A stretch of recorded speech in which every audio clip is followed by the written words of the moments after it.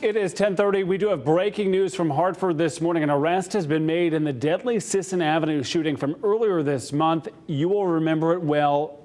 Your stomach just sank when we shared these details. A grandmother killed while cooking in her own kitchen. We're talking about 56-year-old Sylvia Cordova. She was the victim in the incident. Police saying they believe she was an unintended target. Within just the last couple of minutes, Fox 61 confirming that 21-year-old Omar Reyes was taken into custody on Wednesday. That happening in Puerto Rico in connection to that shooting. He is currently waiting extradition.